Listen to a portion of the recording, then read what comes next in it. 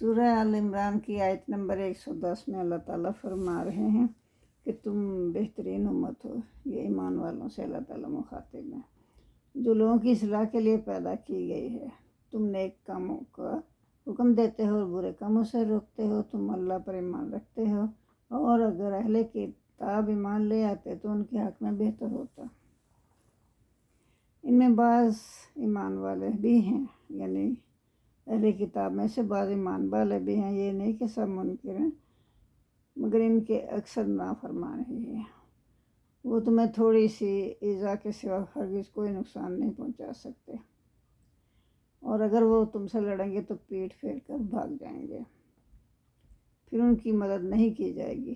وہ جہاں کہیں بھی پائے گئے ان پر ذلت کی مار پڑی، اللہ یہ کہ وہ لوگوں کی یا لوگوں کی پناہ میں تھے، وہ اللہ کی یا لوگوں کی پناہ میں تھے۔ وہ جہاں کہیں بھی پائے گئے ہیں ان پر ذلت کی مار پڑی ہے، اور اللہ کی طرف سے غضب کے حقدار ٹھہرے، اور ان پر محتاجی مسلط کر دی گئی۔ یہ اس وجہ سے ہوا کہ وہ اللہ کی یاد کا انکار کرتے تھے اور نبیوں کو ناحق قتل کرتے تھے، اور اس وجہ سے بھی ان پر ذلت کی مار پڑی کہ وہ نافرمانی کرتے اور حد سے بڑھنے والے تھے۔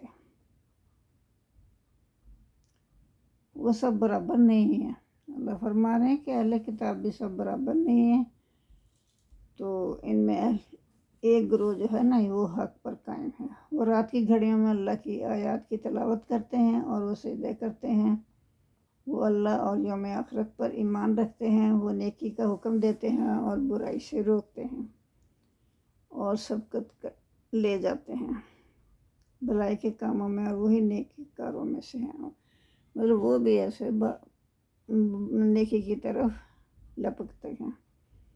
تو اللہ تعالیٰ ان کی تعریف فرما رہے ہیں ان لوگوں کی جو یہ کام کرتے ہیں، اہل کتاب ہونے کے باوجود، اور سبقت کرتے ہیں بھلائی کے کاموں میں، وہی نیکوکاروں میں سے ہیں۔ وہ جو بھی بھلائی کریں گے اس کی ناقدری نہیں کی جائے گی، اللہ پرہیزگاروں کو خوب جانتا ہے۔